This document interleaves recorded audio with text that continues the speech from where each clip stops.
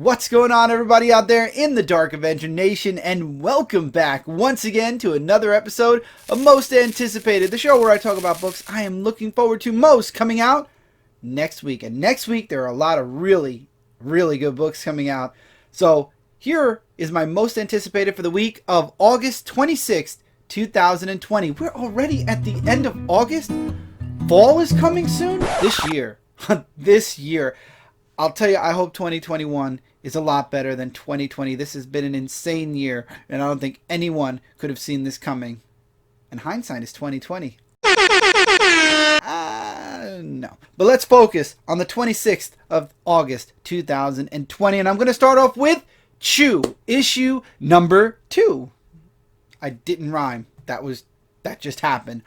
This was a really awesome first issue. So we came to find out in the first issue that this Chew takes place in the past, before the original series Chew.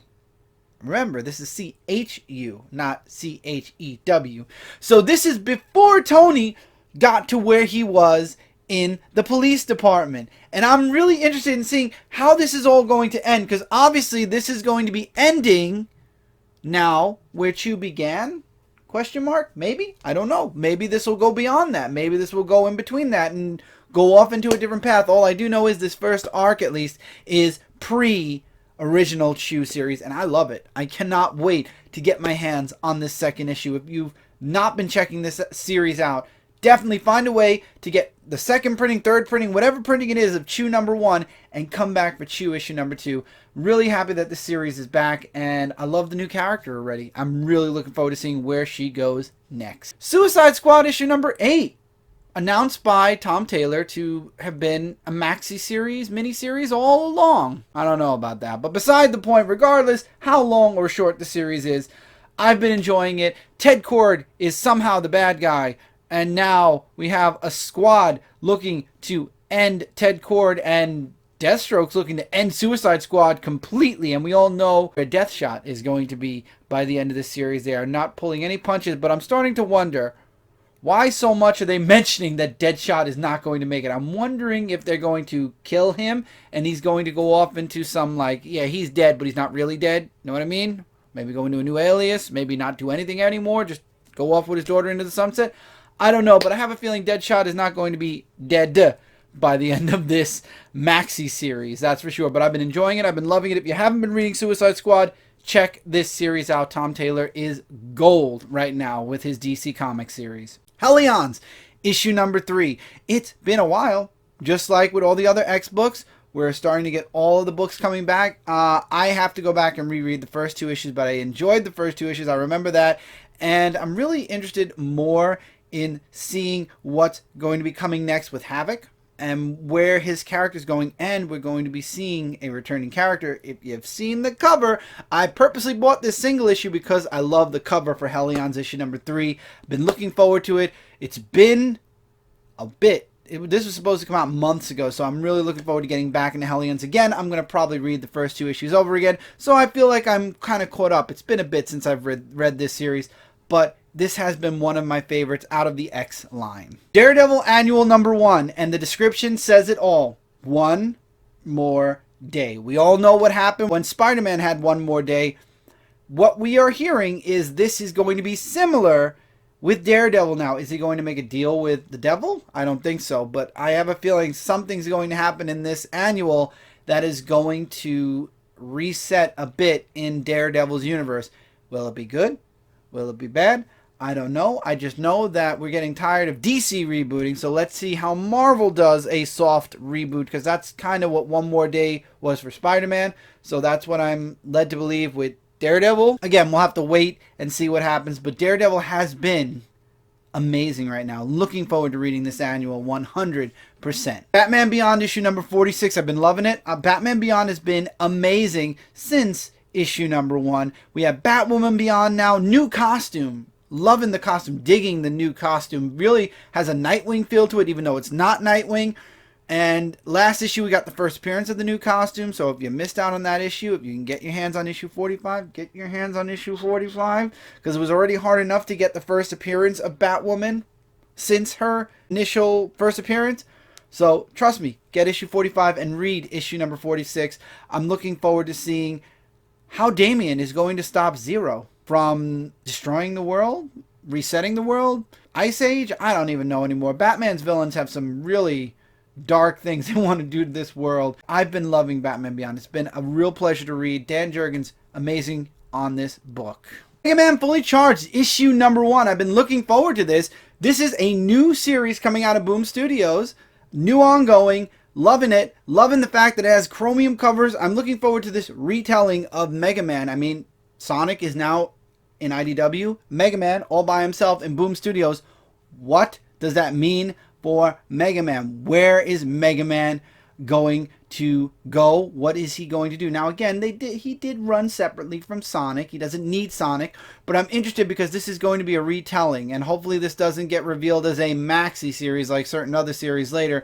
But I'm interested. The costume looks interesting, and obviously we're going beyond the cartoony Mega Man that we've had for years, unless the cover is misleading. I don't know, but we're going to find out next week. Batman 3 Jokers, issue number 1. I've been waiting for this since comics stopped coming out. This was supposed to, actually, the first issue was supposed to come out a couple of weeks after comics stopped shipping, when Diamond shut down for a while. So this has had a lot of hype up until where we are now.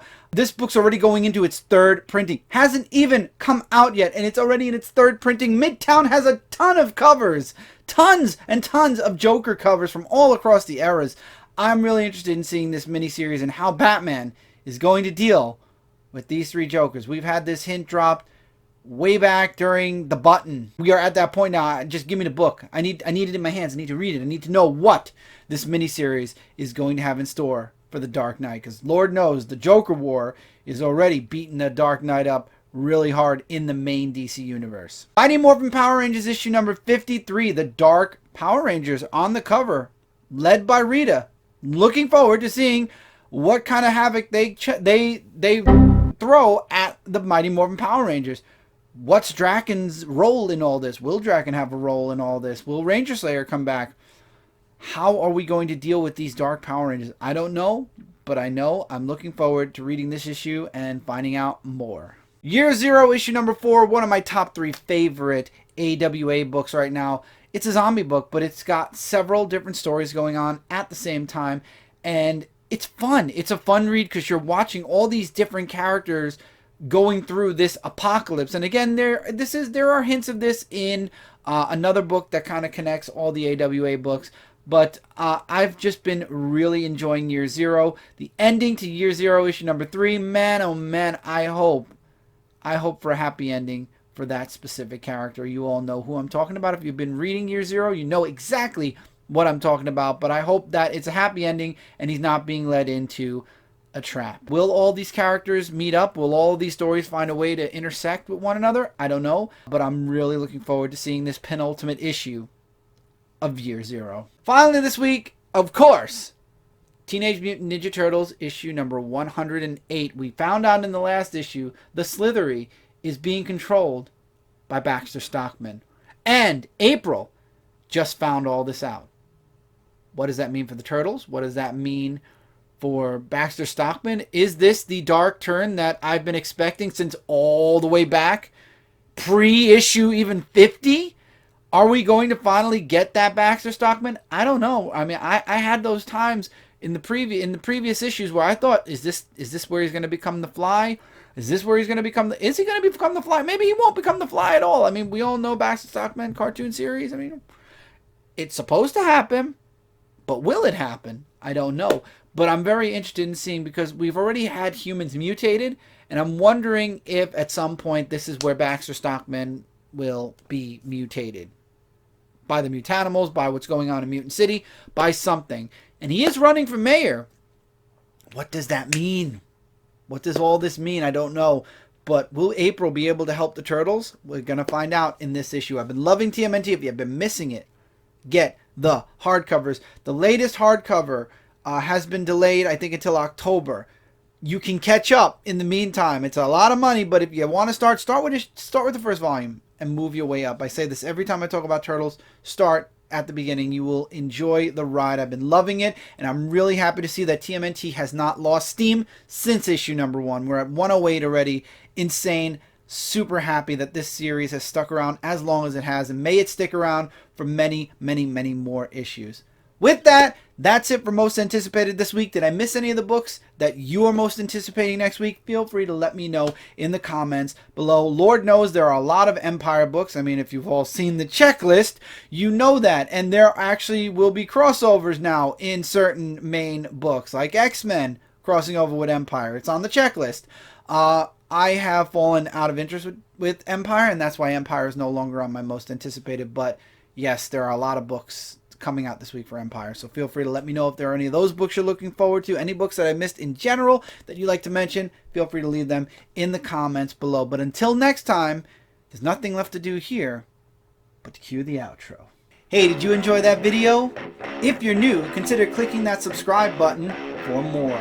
Also, click that notification bell to be notified when live streams and videos are posted.